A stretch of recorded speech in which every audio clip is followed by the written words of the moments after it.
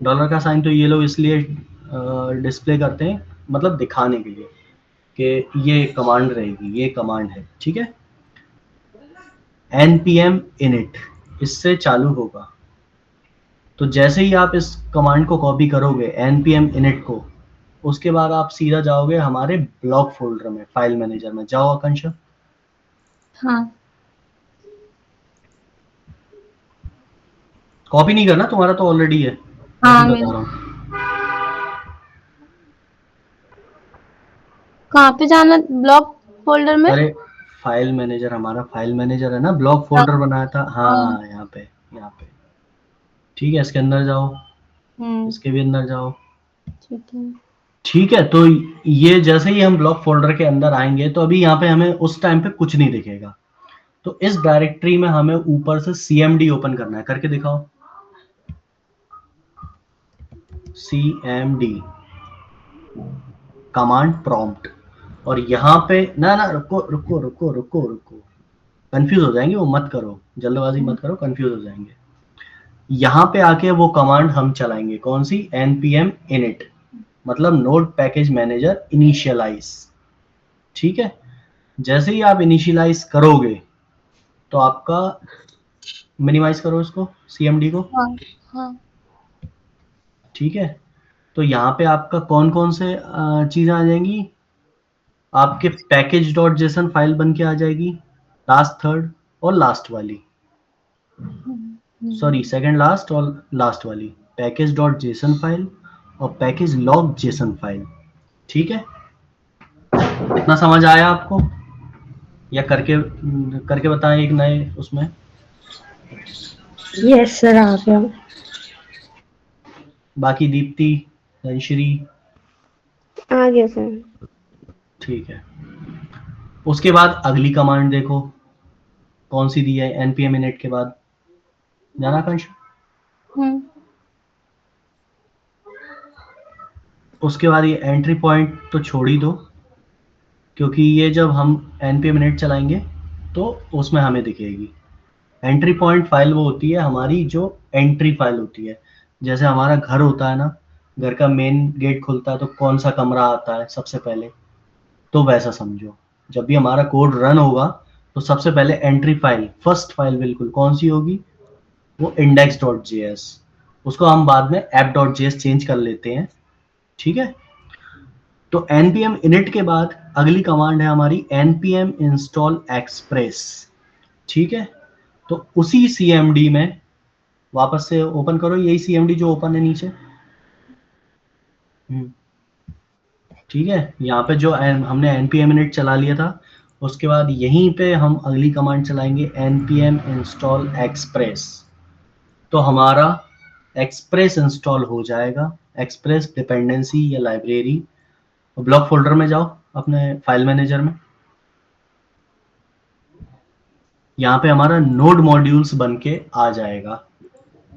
और ऐप.जेएस जो दिख रहा है वो इस टाइम होगा अभी index.js, जो हमारा एंट्री पॉइंट फाइल था। ठीक है, एक काम करो, एक करके दिखाई दो इंस्टॉल, कंफ्यूजन दूर हो जाएगा। बैक करो, बैक करो, यहीं बैक करो, यहीं बैक करो, यहीं यहीं फाइल मैनेजर में बैक करो। हाँ हाँ, ठीक है, एक नया फोल्डर बनाओ, ब्लॉग 2 नाम से बना लेना। हम्म,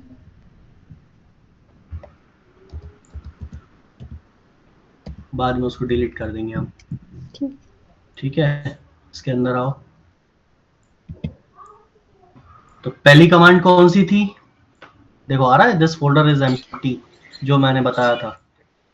पहली कमांड कौन सी थी, एक्सप्रेस पे जाके official website. NPM init. npm init। ठीक है, तो cmd ओपन करके यहाँ चलाओ। हम्म,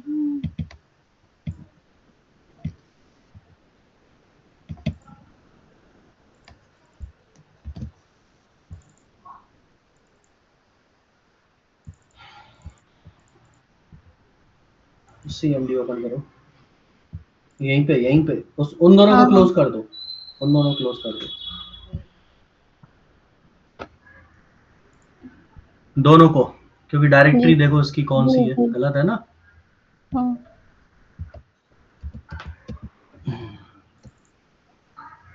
चलाओ कमांड, एंटर मारो। देखो अब ये पूछ रहा है क्या आपके पैकेज का नाम या प्रोजेक्ट का नाम log2 है, तो हाँ एंटर दे दो, कुछ भी टाइप नहीं करना, एंटर मारो एक बार। वर्जन आपका 1.0.0 रहेगा, ठीक है, एंटर मार दो। डिस्क्रिप्शन आप अगर कुछ देना चाहो तो दे सकते हो, अदरवाइज एंटर खाली छोड़ दो।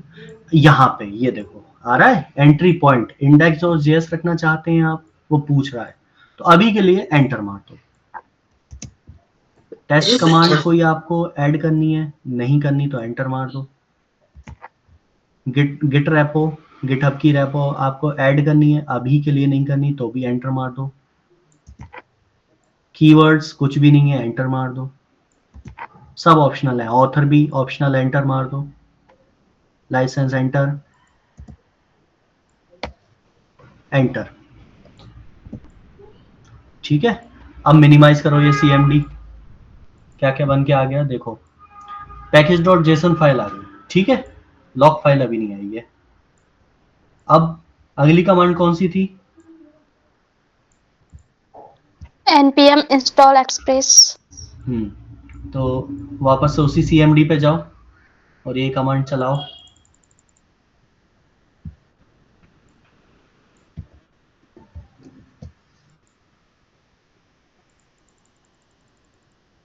राइट क्लिक से पेस्ट होगा शायद,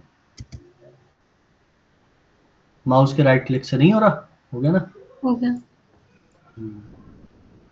देखो ये हमारी पहली डिपेंडेंसी या लाइब्रेरी कहें, ये इंस्टॉल हो चुकी है, ठीक है।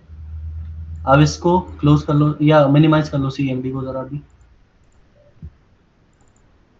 और फाइल मैनेजर पे आओ।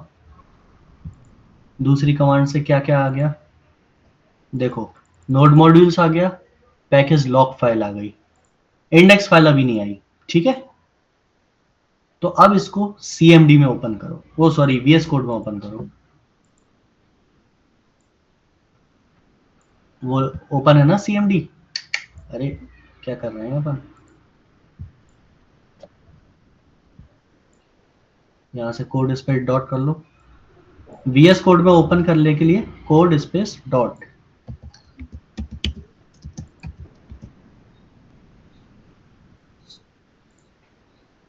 ठीक है। अब भले ही सीएमडी उसको क्लोज कर दो, क्यों सिस्टम पे लोड दिया जाए, ठीक है, हाँ, कर दो। सोर्स कंट्रोल को बंद करो। अब देखो इसको मैक्सिमाइज कर लो जरा। देखो पैकेज डॉट जेसन में जाओ,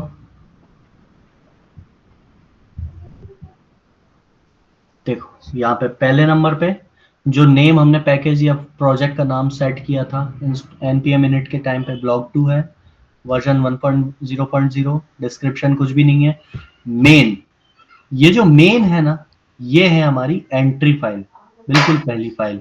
तो हमने क्या बोला था, या तो इंडेक्स रख लो या app.js रख लो, तो मोस्टली हम app.js करके चलते हैं, जो पैटर्न होता है सारे डेवलपर्स का वो app.js करते हैं। तो उसको यहाँ से चेंज कर दो, इंडेक्स को ऐप कर दो। डॉट जेएस तो ठीक है, डॉट जेएस तो ठीक है, केवल इंडेक्स को ऐप कर दो।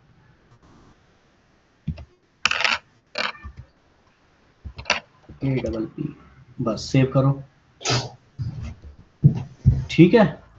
उसके बाद स्क्रिप्ट टेस्ट लिखा है, वो कुछ भी नहीं है, और स्क्रिप्ट में जैसे स्क्रिप्ट में वो लिखते हैं हमारी स्टार्ट कमांड, स्टार्ट कमांड अभी हमारी दूसरी रहेगी, ठीक है, उसको अभी इग्नोर करो। ऑथर हमने खाली छोड़ दिया था। लाइसेंस ISC डिपेंडेंसीज, ये होता है मेन हमारा पैकेज डॉट जेसन में। अभी हमने कौन सी लाइब्रेरी इंस्टॉल की है, सिर्फ एक्सप्रेस, ठीक है। तो एक्सप्रेस दिख रही है और उसका वर्जन दिख रहा है 4.21.2, ठीक है। पैकेज डॉट जेसन फाइल को आप एक तरह से ये समझो जैसे हम इंसान हैं, हर इंसान की अपनी अपनी कुंडली होती है, वैसे हर प्रोजेक्ट की अपनी अपनी एक कुंडली होती है, और वो कुंडली पैकेज डॉट जेसन दर्शाता है। Short detail package dot JSON में रहती है, और हर डिपेंडेंसी के बारे में डिटेल नोड मॉड्यूल्स फोल्डर के अंदर रहती है। नोड मॉड्यूल्स ओपन करके दिखा दो जरा, देखो कितने फोल्डर हैं, स्क्रॉल डाउन करके दिखाओ। इसमें हमें कुछ भी करना नहीं रहता, फोल्डर कोई भी ओपन करके दिखाओ उसके अंदर का, देखो कितनी फाइल है। और दिखाओ बाकी, इसमें तो कम है, 3-4 ही हैं। ऐसे ही अब देखो फोल्डर के अंदर फोल्डर है तो करोड़ों फाइल रहती हैं, तो इसको पढ़ने बैठे तो बाबा बन जाएंगे, ठीक है ना। तो उसको कोई छेड़छाड़ नहीं करते। अब नोड मॉड्यूल फोल्डर को बंद कर दो, क्लोज कर दो। ठीक है, इतना समझ आया। अब हम और बाकी की डिपेंडेंसी इंस्टॉल करते हैं हमारे जो प्रोजेक्ट में जो जरूरी है ही, ठीक है। तो अब हम चलते हैं वापस हमारे उस फोल्डर पे जिसमें हम काम कर रहे थे। अब आकांक्षा इस फोल्डर, इस वीएस कोड को क्लोज करो जरा।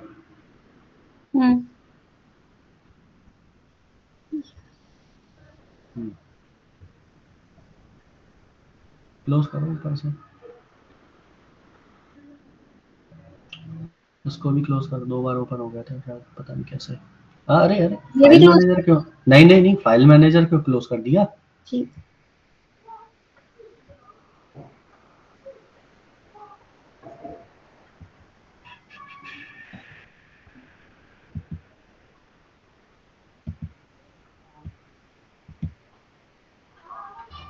ब्लॉग में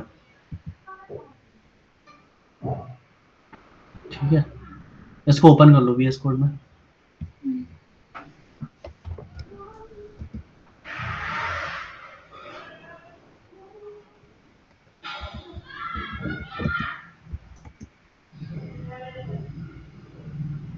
चलो ठीक है, आज का दिन रिवीजन में निकल गया और समझाने में निकल गया। बाकी जितने भी नए आए हैं बराबर पे आ जाएंगे, मंडे से आगे बढ़ लेंगे, कोई दिक्कत नहीं है। अभी इसको ऊपर से क्लोज कर लेना, ये app.js को, जो ऊपर फाइल ओपन है, हाँ यहीं से, हाँ ये दोनों भी क्लोज कर लो, इसको भी क्लोज करो। तो अभी जो ब्लॉग 2 हमने इंस्टॉल किया था, सेटअप किया था, उसमें नोड मॉड्यूल्स था, पैकेज लॉग जेसन फाइल थी और पैकेज जेसन फाइल थी। अच्छा, पैकेज लॉग जेसन फाइल के बारे में मैंने नहीं बताया आप लोगों को। पैकेज लॉग फाइल होती है जो हम डिपेंडेंसी या लाइब्रेरीज इंस्टॉल करते हैं ना, जैसे एक्सप्रेस इंस्टॉल की थी, तो उनको लॉक करके भी रखना पड़ता है, उनको यूज करने के लिए लॉक करके रखना पड़ता है। तो वो उनको डिपेंडेंसी को लॉक करके, पकड़ के, जकड़ के कौन रखती है file? Package log JSON file, ठीक है। अब आप कंफ्यूज हो रहे होगे इसमें ये app.js बन के कैसे आ गई। ये ऐसे बन के आ गई, हमने मैन्युअली क्रिएट की थी। अब पैकेज.json फाइल खोलो, ओपन करो, ऊपर आओ। देखो लाइन नंबर 5 पे देखना, मेन में app.js है जो हमने वहां भी चेंज कर लिया था। चेंज करवाने के बाद हमने ये क्रिएट कर ली थी। कहां से क्रिएट की थी बता दो आकांक्षा? app.js, यहां से न्यू फाइल क्लिक करोगे, क्लिक करके दिखा दो, ठीक है। यहाँ पे app.js ऐसे लिखोगे और एंटर मारोगे तो क्रिएट हो जाएगी। हटा दो उसको, हटा दो, बस कहीं भी खाली जगह पे क्लिक कर दो, हट जाएगी वो फाइल, ठीक है। फिर हमने इंस्टॉल की थी हमारी जो जरूरी डिपेंडेंसीज हैं ही, जो हमें यूज आएंगी ही आएंगी प्रोजेक्ट के लिए। तो वो हैं डिपेंडेंसीज में क्या क्या लिखा है, कोई बताएगा पढ़ के? नए लोग? bcrypt, body parser, cloudinary, connect flash, cookie parser, course ठीक है, और ठीक है, इतना, हाँ crypto.js इतना काफी है, डॉट ठीक ठीक, इतना काफी। थोड़ा सा स्क्रॉल डाउन करना जिससे सारी डिपेंडेंसी दिखें एक बार में, बस। तो ये डिपेंडेंसीज जो हैं, इनका यूज पता है किसी को? सबका नहीं तो कुछ का पता है नए लोगों में से? ये सर ECS का पता है।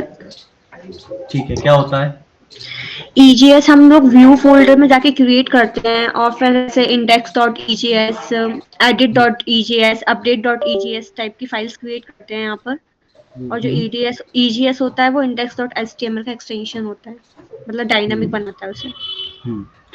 EJS या PUG इनको बोलते हैं हम टेम्पलेट इंजन। ठीक है, टेम्पलेट इंजन हम इसलिए यूज करते हैं क्योंकि हम HTML का कोड लिख सकें उसमें।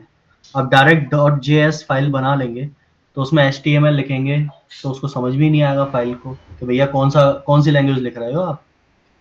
अगर आप यहाँ से साउथ में जाओगे और हिंदी बोलोगे तो 99% आदमी को समझ में ही नहीं आएगा कि आप बोल क्या रहे हो।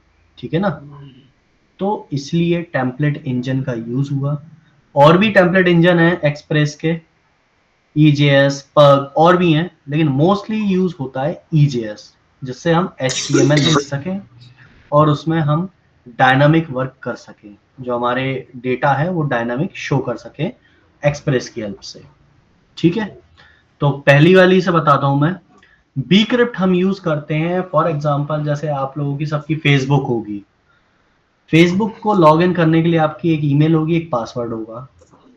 अब फेसबुक किसकी है? फेसबुक का जो मालिक है उसकी जो फेसबुक है उसका कहीं ना कहीं कोई डेटाबेस भी होगा जिसमें सारे यूजर्स का डेटा सेव होगा, उसमें पासवर्ड भी होगा।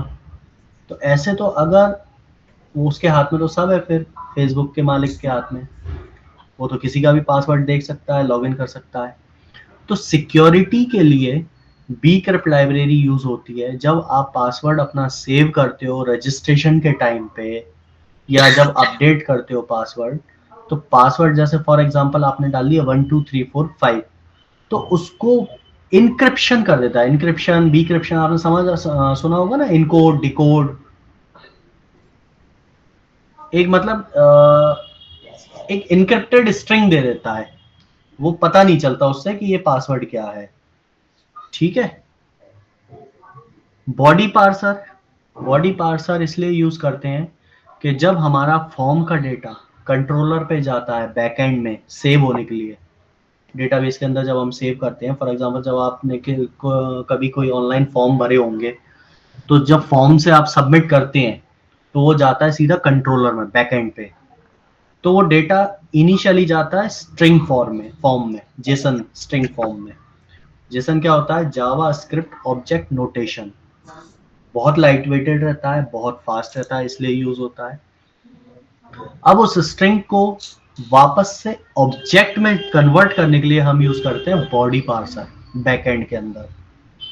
ठीक है, जब प्रोजेक्ट आगे बढ़ेगा आपको समझ आएगा।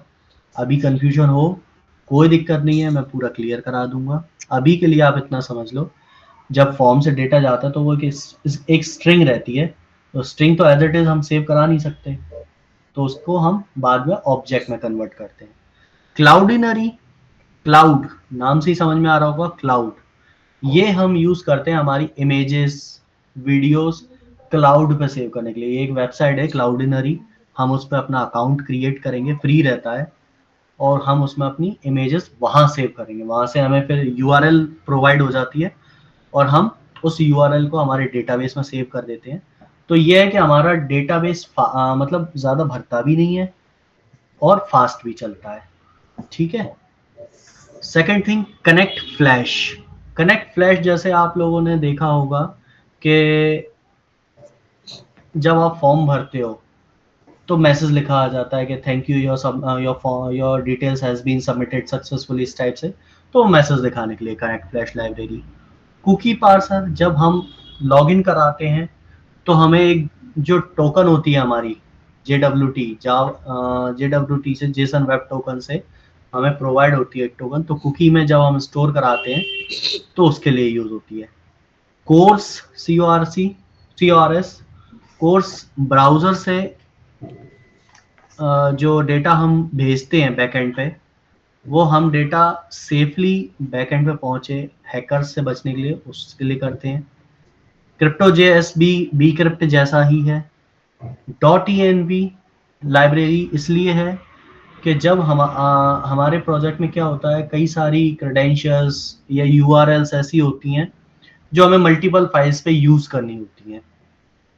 तो वो हम .env फाइल बनाते हैं, क्रिएट जैसे app.js बनाई वैसे ही .env फाइल बनाते हैं, उसमें स्टोर कर देते हैं, क्योंकि और उसे फिर उस वेरिएबल की हेल्प से एक वेरिएबल में स्टोर कर देते हैं .env में, और वो वेरिएबल फिर हम मल्टीपल फाइल में यूज कर लेते हैं, जिससे ये होता है कि अगर हमें चेंज करना है यूआरएल में या किसी में भी, तो हम एक ही जगह तो चेंज करना पड़ेगा हमें, अपने आप सब जगह हो जाएगा। ठीक है ना। सर जैसे कि ये हम बॉयलर प्लेट्स बनाते हैं वो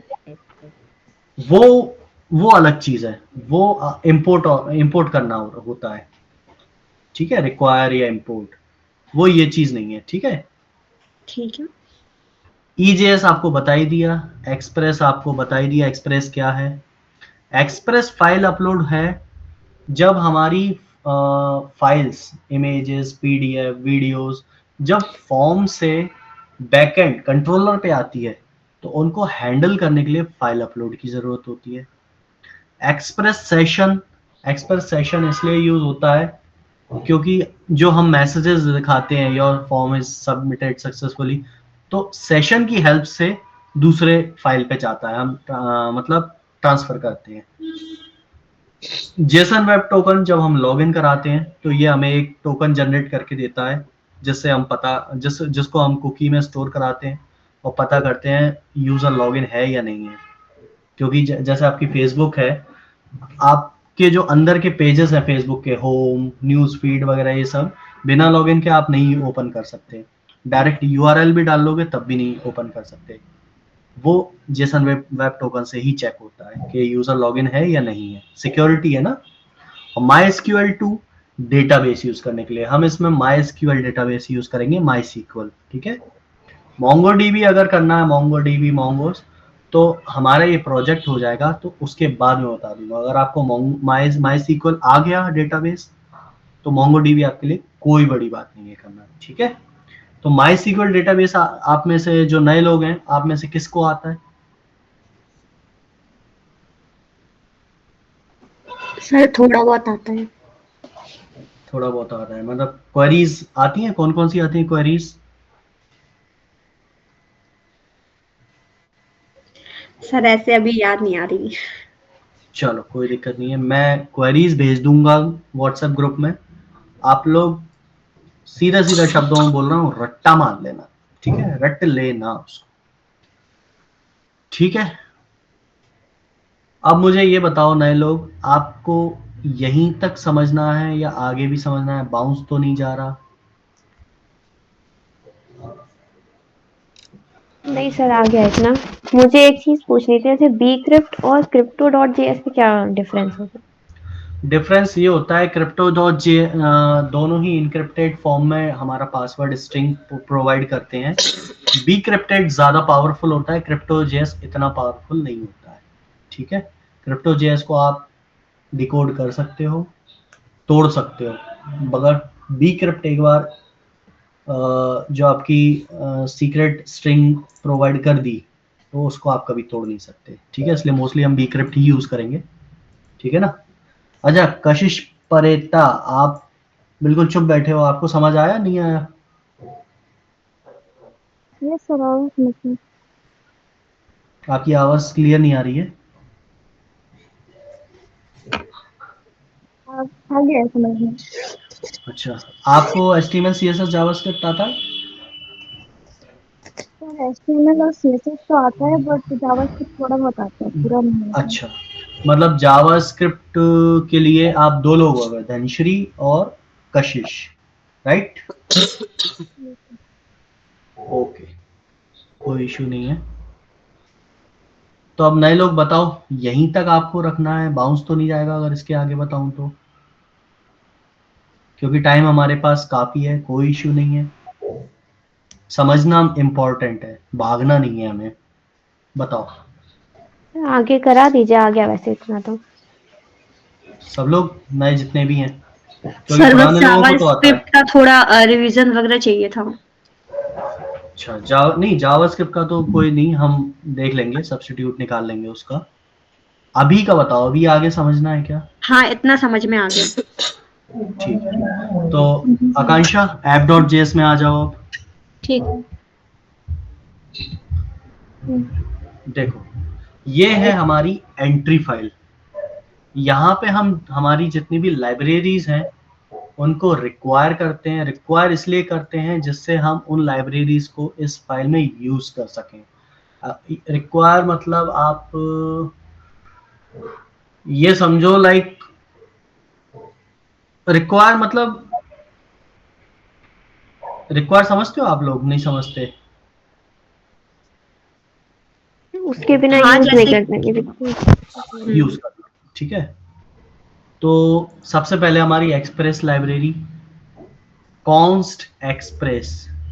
कॉन्स्ट एक्सप्रेस हो गया हमारा वेरिएबल, फिर इक्वल टू करके रिक्वायर और राउंड ब्रैकेट। राउंड ब्रैकेट को मैं फंक्शन का साइन बोलूंगा, आप लोग समझ जाना, ठीक है।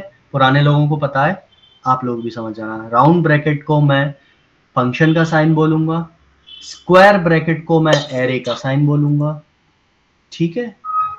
और करली ब्रैकेट को मैं ऑब्जेक्ट का साइन बोलूंगा, ठीक। तो रिक्वायर, फंक्शन का साइन, और ये जो सिंगल कोट्स के अंदर एक्सप्रेस लिखा है, ये कोई स्ट्रिंग नहीं है, ये हमारी लाइब्रेरी है जो हमने इंस्टॉल की थी, जो package.json में लिखी हुई है एक्सप्रेस, वो है। तो उस लाइब्रेरी को हमने उठा के एक्सप्रेस में स्टोर कर दिया, एक्सप्रेस नाम के वेरिएबल में।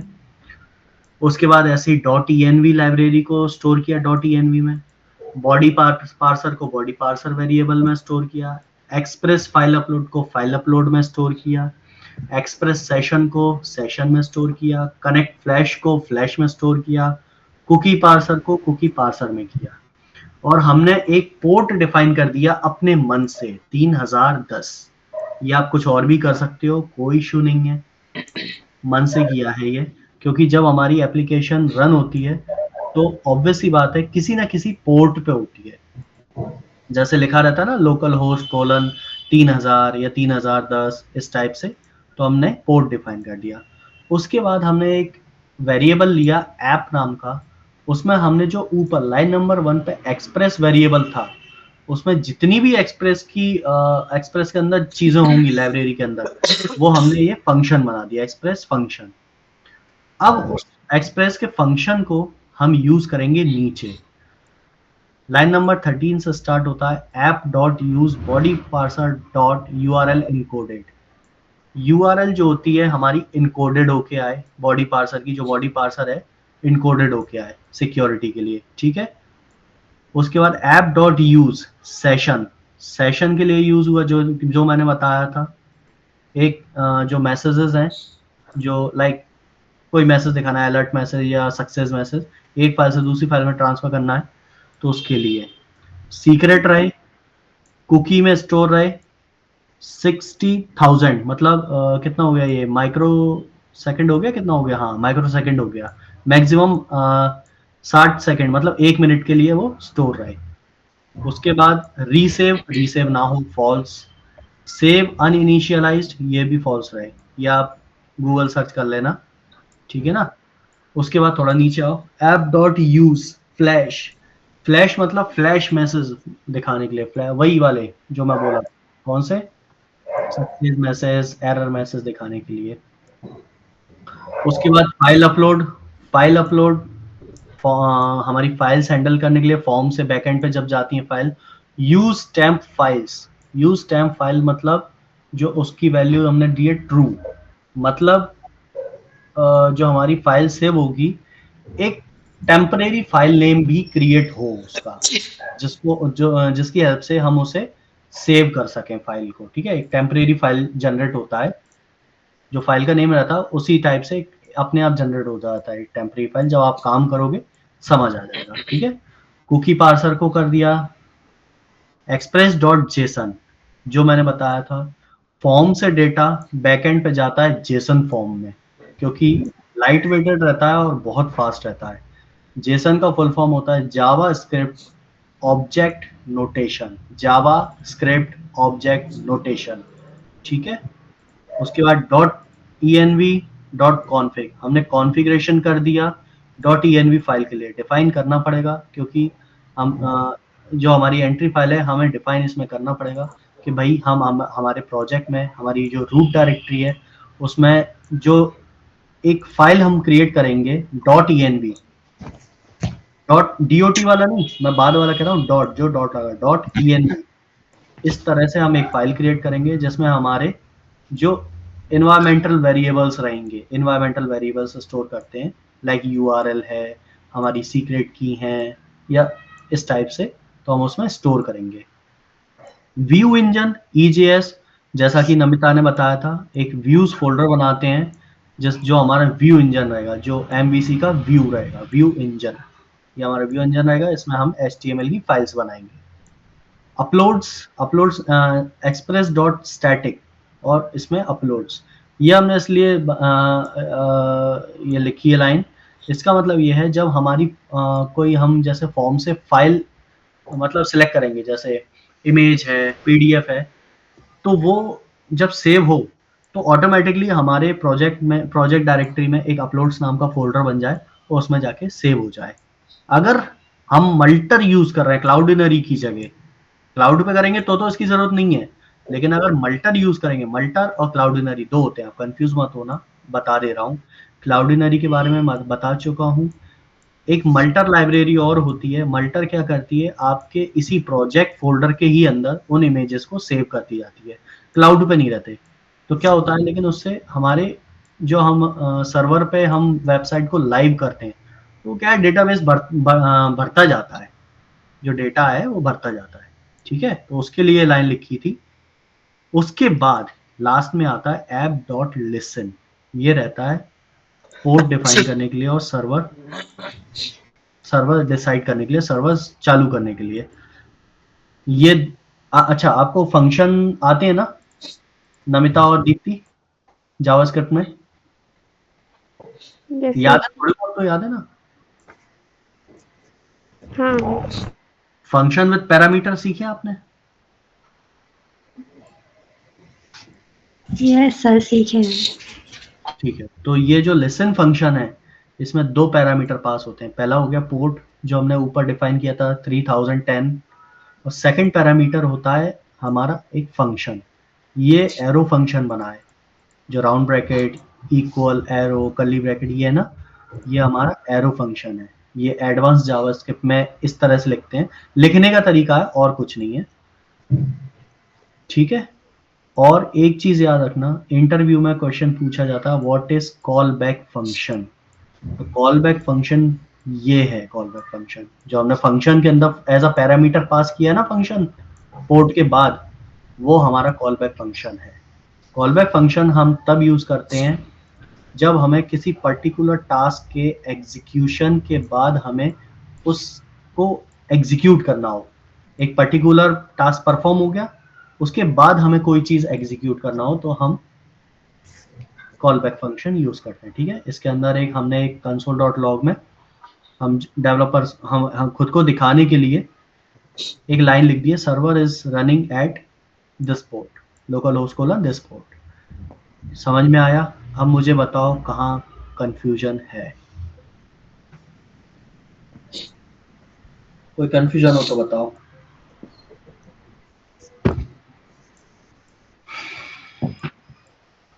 किसी को नहीं है कंफ्यूजन? अरे वाह, तो यहां तक हमारा एक्सप्रेस हो चुका था। पुराने लोग, आपको समझ में आ गया होगा, फिर से रिवीजन हो गया आपका तो डबल।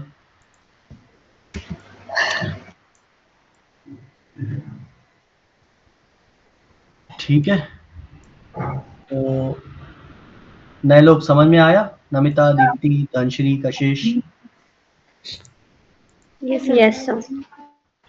ठीक है, तो एक काम करो, आप लोग वीडियो ले लो इसकी, ठीक है, और प्रोजेक्ट सेटअप करना। अब इसके आगे हम करेंगे मंडे से, साथ में हो जाएगा ना, जिससे आप लोगों का भी अभी सेटअप नहीं है, प्रोजेक्ट सेटअप हो जाएगा, तो जिससे ये आप लोग साथ साथ करते चलोगे। ठीक है, ओके सर। और जावास्क्रिप्ट की बात है रिवीजन के लिए, क्यों अनुज?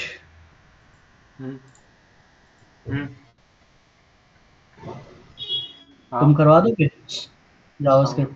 हाँ ठीक है, तो आप चारों अनुज के साथ कर लोगे, कोई दिक्कत तो नहीं है?